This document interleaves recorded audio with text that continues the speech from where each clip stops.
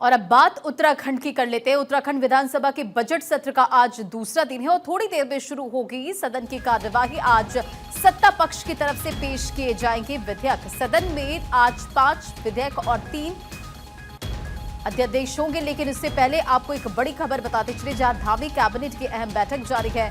मुख्यमंत्री पुष्कर धामी की अध्यक्षता में आपको बताते चले ये मीटिंग हो रही है। बैठक में कई अहम प्रस्तावों पर चर्चा। विधानसभा में मुख्यमंत्री सभा कक्ष में बैठक और भू कानून समेत कई प्रस्तावों पर मुहर लग सकती है। तो ये बड़ी खबर आपको बता रहे, धामी कैबिनेट की अहम बैठक जारी है। मुख्यमंत्री पुष्कर सिंह धामी की अध्यक्षता में ये मीटिंग हो रही है और इस बैठक में कई अहम प्रस्तावों पर चर्चा।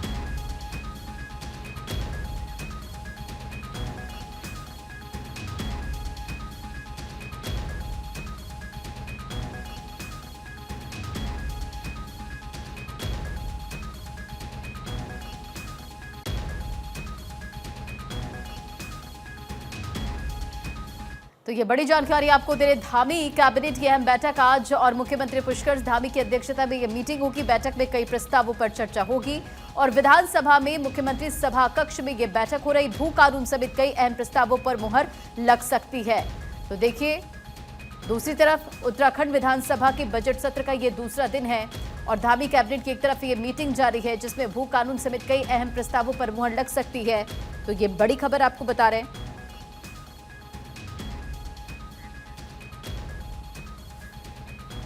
और इसी खबर पर एक अपडेट के साथ हरीश थपलियाल हमारे सहयोगी हमारे साथ कनेक्ट हो गए।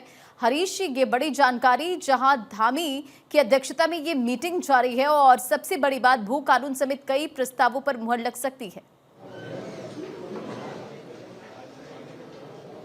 बिल्कुल, देखिए जिस तरीके से बजट सत्र के पहले दिन हंगामेदार रहा और जो विपक्ष ने बजट सत्र के दौरान हंगामा काटा और उसके बाद आज जो बीजेपी सरकार है, धामी सरकार ने कैबिनेट एक कदम आगे चल करके अहम कैबिनेट बैठक यहाँ पर विधानसभा कक्ष में चल रही है और कह सकते हैं कि एक कदम आगे विपक्ष से धामी कैबिनेट चल रही है, क्योंकि आज कैबिनेट में जो सशक्त भू कानून है, लंबे समय से उत्तराखंड के लोगों की मांग रही है कि उत्तराखंड में सशक्त भू कानून लाया जा सके। तो अभी इस दौरान जो है धामी कैबिनेट चल रही है और इस कैबिनेट में ये बताया जा रहा है कि जो भू कानून है उसको मंजूरी मिल सकती है और इसके बाद कुछ देर बाद यहाँ पर सदन की कार्रवाई शुरू होगी और जो सशक्त भू कानून को लेकर के जिसको मंजूरी मिली उसको पटल पर रखा जाएगा।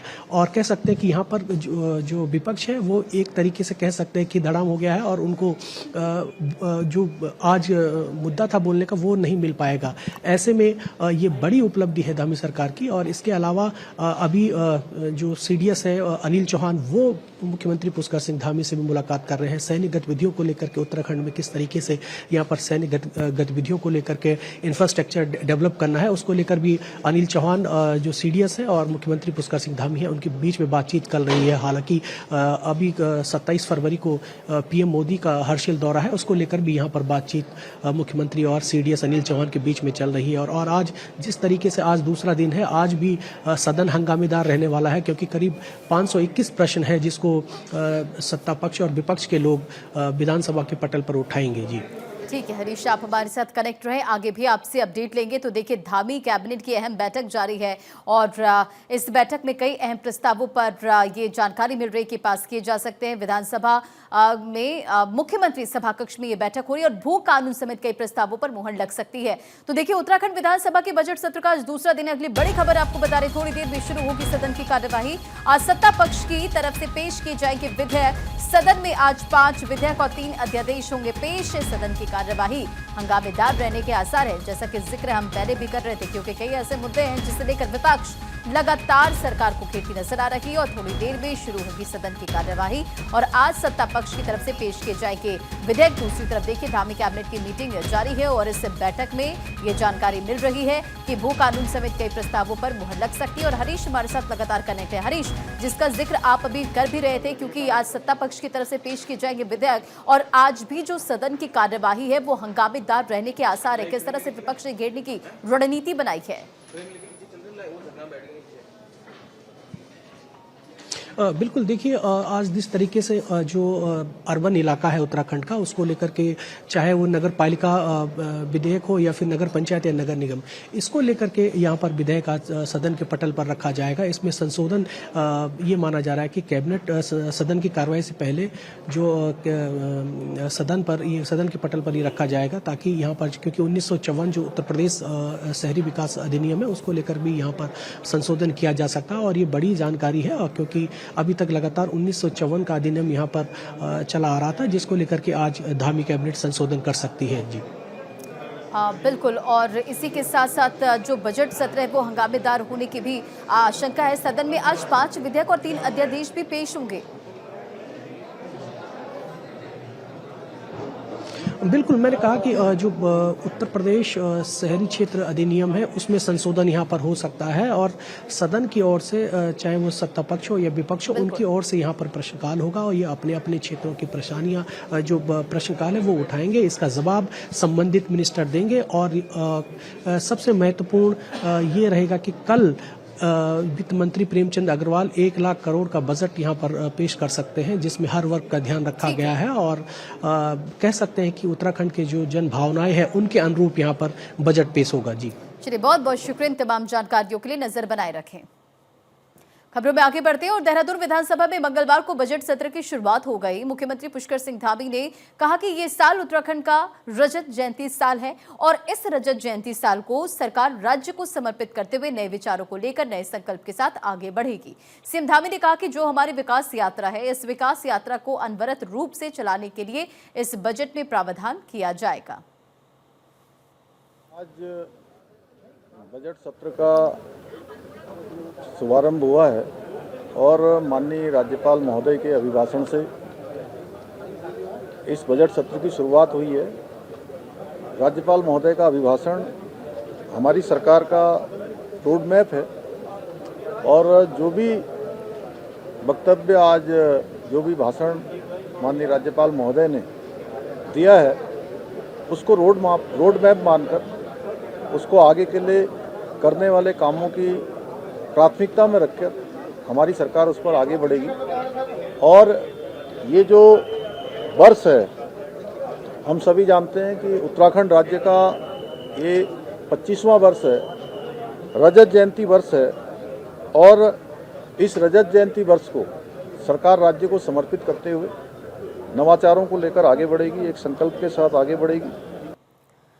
और सीएम पुष्कर सिंह धामी का एक्स पर पोस्ट, देहरादून के लाखा मंडल शिव मंदिर का वीडियो उनकी तरफ से शेयर किया गया है। दिव्यताओं और आस्था का प्रतीक है लाखा मंडल शिव मंदिर। ये पोस्ट करते हुए इसी के साथ उन्होंने लिखा है, आगे उन्होंने लिखा कि लाखा मंडल शिव मंदिर शिल्प कला का उत्कृष्ट उदाहरण है। ये मंदिर लाखों श्रद्धालु की आस्था का केंद्र है। सीएम धामी ने एक्स पर पोस्ट कर लिखा, दिव्यता और भव्यता का प्रतीक है लाखा मंडल शिव मंदिर। हिमालय की गोद में स्थित लाखा मंडल शिव मंदिर शिल्प कला का उत्कृष्ट उदाहरण है। मान्यता है कि इस स्थान पर पांडवों ने अज्ञातवास के दौरान शिव उपासना की थी। आगे उन्होंने लिखा कि आप भी जनपद देहरादून आगमन पर इस पवित्र धरा के दर्शन कर दिव्य शांति का अनुभव करें।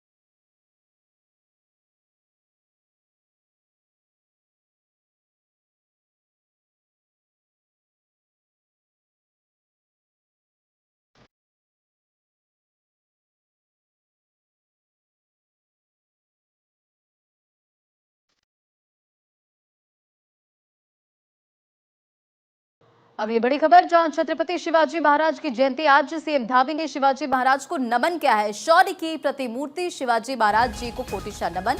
आपकी वीरता की गाथाएं राष्ट्र सेवा के लिए प्रेरित करती रहेंगी। सीएम धामी ने एक्स पर पोस्ट करते हुए लिखा, महान पराक्रमी योद्धा, अदम्य साहस और शौर्य की प्रतिमूर्ति छत्रपति शिवाजी महाराज की जयंती पर कोटिशा नमन।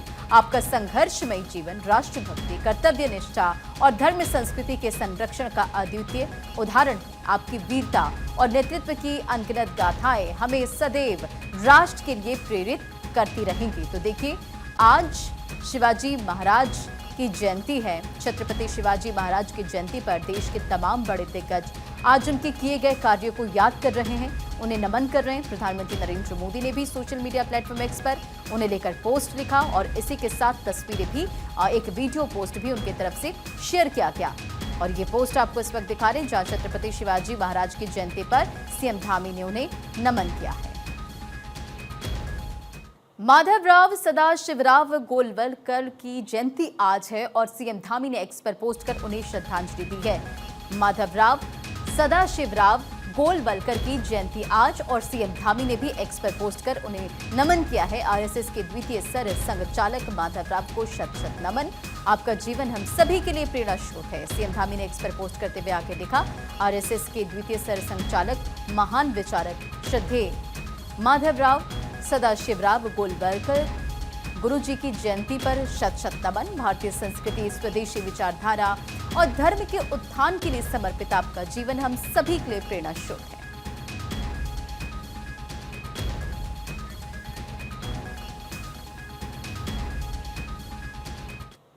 और इसी के साथ रुकेंगे बहुत छोटे से ब्रेक के लिए। खबरों का सिलसिला जारी है भारत 24 पर।